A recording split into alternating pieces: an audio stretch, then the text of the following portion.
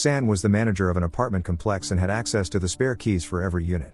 One night, he secretly placed a rotten apple in Clara's fridge and smeared fast-growing egg mold all over her cabinets. After finishing everything, he sneaked into the room and held Clara as she slept. To cover up his intentions, he set an alarm for 5 a.m., silently used her toothbrush, then put it back in exactly the same spot, not even half a millimeter off. But it didn't stop there. San secretly dripped a strange white liquid into her cosmetics.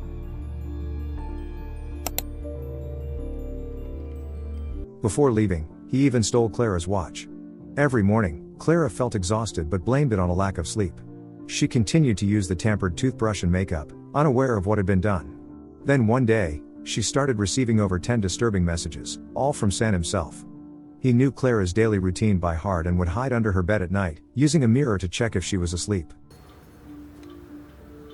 Then he'd wear a mask, knock her unconscious with a chloroform-soaked towel, and carry out his vile acts.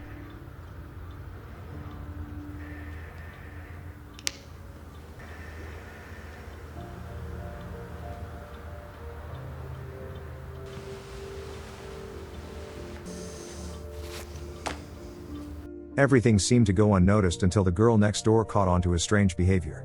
She began blackmailing him, 60 yuan a day and a DVD of cartoons. Reluctantly, San agreed. But he didn't stop. He continued his twisted routine daily.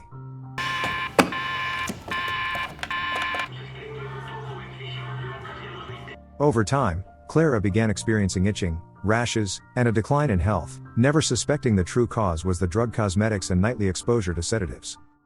One day, Clara asked San to come fix a leaking pipe.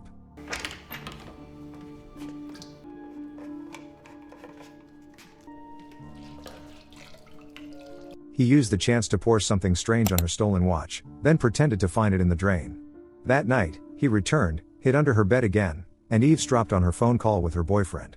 Then he knocked her out and repeated the terrifying cycle. Clara grew weaker and sicker.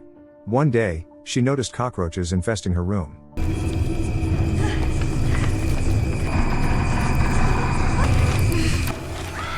Panicked, she ran downstairs to ask San for help.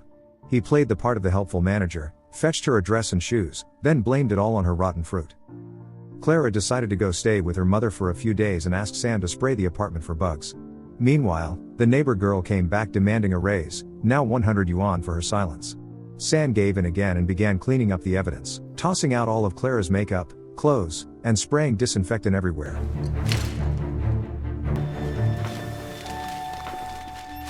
But Clara had secretly reported the harassment to the police. They traced his IP address and found incriminating evidence in a janitor's locker, where San had tried to frame someone else to escape suspicion.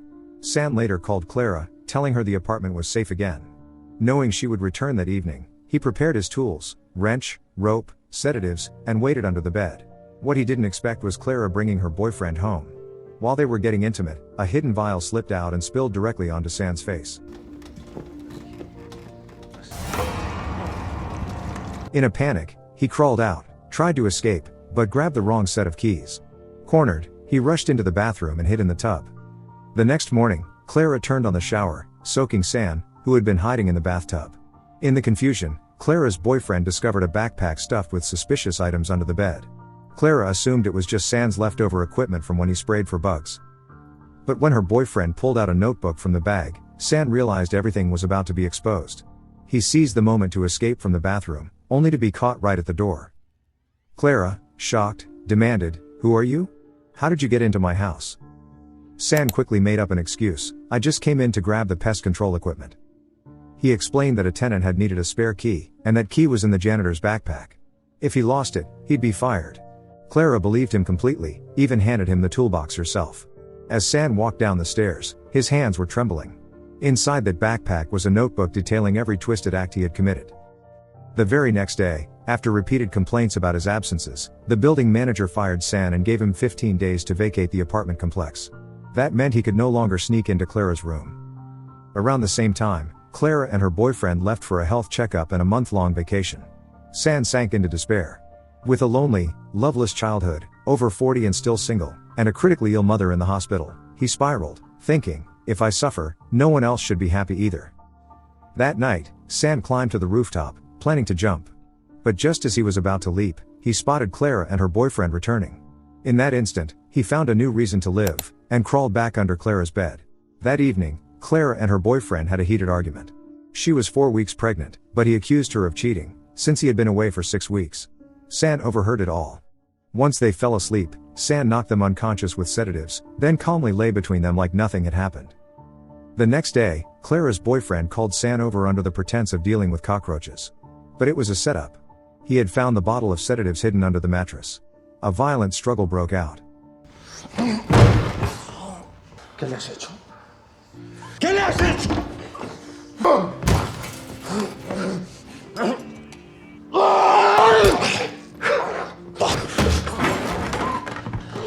San dragged the body into the bathtub and staged the scene to look like a suicide, then quickly cleaned up.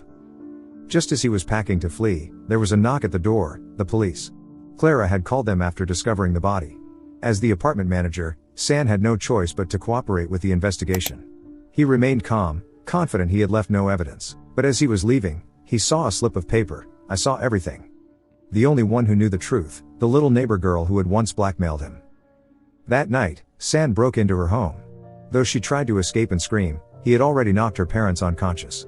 He dragged her onto the balcony, confessed to murdering Clara's boyfriend, and threatened to hurt her family if she ever told anyone. Terrified, the girl kept silent. The next day, Clara and her mother moved out of the apartment, believing the nightmare was finally over.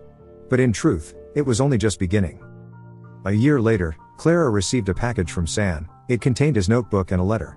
After reading it, she was shattered. The father of the child she had carried was not her boyfriend, it was San. San suffered from severe depression and a twisted mind. He only felt relief when others were in pain. If you ever encounter someone like that, someone who finds joy in others' misery, stay far, far away. Follow Mao Mao Movie Recaps for more exciting videos. Goodbye and see you in the next video.